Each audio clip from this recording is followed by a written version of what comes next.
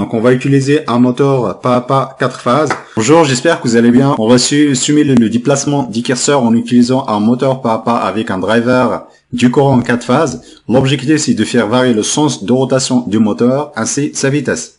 On va passer maintenant au chronogramme de la commande du moteur. Concernant la commande demi-pas, la séquence est constituée de 8 valeurs. Autrement dit, pour chaque itération, on va envoyer une valeur aux 4 phases. Donc ça, c'est les phases qui sont actives. Donc dans un premier temps, on va activer la phase 2, la phase 1, ensuite 1 et 2, ensuite la phase 2, la phase 2, 3, etc. Donc ça, c'est concernant la séquence de rotation. Dans un sens, pour changer le sens de rotation, il suffit d'inverser la séquence. Donc là, on va envoyer la séquence 1, 3, 2, 6 jusqu'à 9. Ensuite, on va revenir à 1, 3, 2, 6, etc.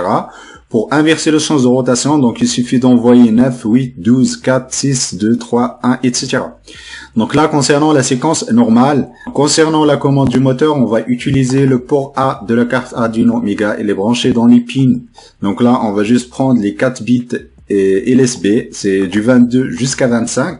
Donc l'avantage d'utilisation du port, soit A ou bien le B, ça va nous permettre d'envoyer la séquence décimale d'une façon synchrone. J'avais testé la commande en utilisant la fonction Digital Write, en utilisant 4 pins digitales, donc ça n'a pas marché.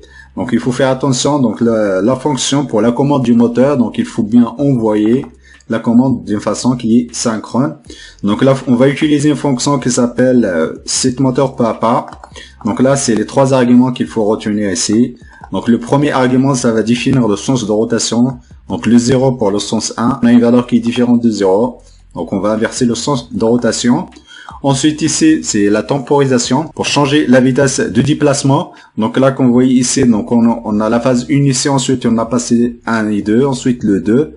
Donc ce délai de changement d'état, donc ça va définir la vitesse de rotation du moteur. Donc c'est juste une temporisation ici, on va utiliser une temporisation. Autrement dit, ici on va activer la phase 1, ensuite on va attendre une temporisation, ensuite on va activer la phase 2, 1, etc. Cette temporisation, ça va nous permettre de changer la vitesse de rotation du moteur. Donc c'est ça la temporisation en millisecondes. Ici on a 2 millisecondes. Donc voilà, donc la fonction ici, donc je mettrai un lien dans la description concernant la séquence. Donc là, j'ai la séquence pour le sens 1. Donc il faut pas oublier le 0 à la fin. Le 0, ça va nous permettre, au moment d'envoi de la séquence, d'être sûr que les phases sont tous en l'état bas. Donc il faut pas qu'il y ait un pin qui se trouve dans l'état 1 du moteur. Donc la même chose ici, donc là j'ai juste pris cette séquence là, que j'ai inversé, que je l'ai mis ici. Du coup on va obtenir le sens plus et le sens moins du moteur. Donc pour le transfert, donc on va transférer une valeur par une. Donc là, on va transférer, ça c'est une séquence, avec le nombre de séquences qu'on a défini en paramètres de la fonction. Donc là, ici, on va utiliser le port A, donc on va envoyer la séquence P. Donc on va faire la même chose ici, donc ensuite on va envoyer la séquence M pour le changement du sens. Je mettrai un lien dans la description pour récupérer le code. On va passer maintenant au test du moteur. Donc on va utiliser un moteur pas à pas 4 phases. Ensuite on va utiliser un driver du moteur, un driver du courant. Donc là on a 4 sorties qui sont actives ici avec un courant maximal de 0,5 ampères. Donc voilà, donc là ici j'ai déjà programmé la carte. Donc j'ai mis une temporisation de 2 millisecondes. Donc là on voit déjà la vitesse de rotation du moteur dans un sens ou bien dans un autre sens.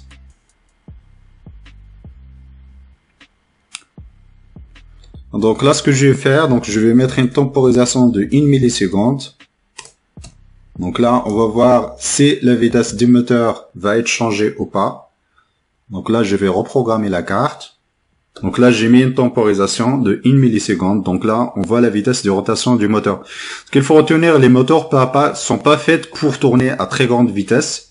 Donc pour tourner en vitesse importante, il faut utiliser des moteurs à courant continu. Donc les moteurs pas à pas, ils sont souvent utilisés pour les déplacements de précision. Donc là, je vais utiliser une temporisation de 100 millisecondes au moment de transfert de la séquence. Voilà, on va pouvoir voir le clignotement du LED.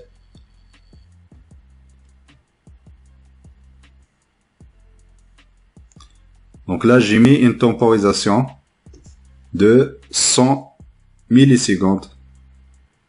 Donc là, on est à la limite. Donc là, on est à la fréquence minimale de déplacement du moteur.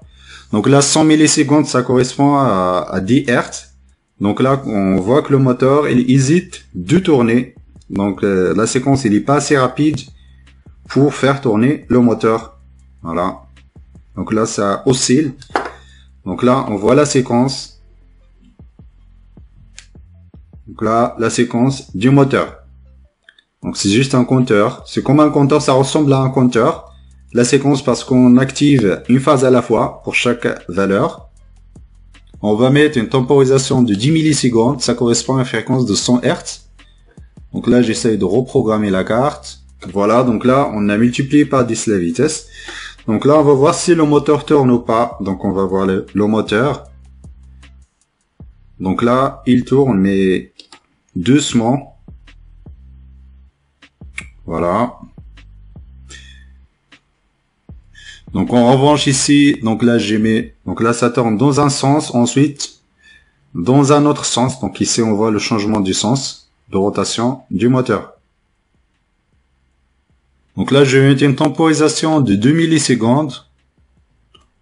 Ensuite je réduis, au lieu de, je vais mettre à la place de 300, je vais mettre 100. Donc 100 séquences. Donc là on va pas avoir une période complète.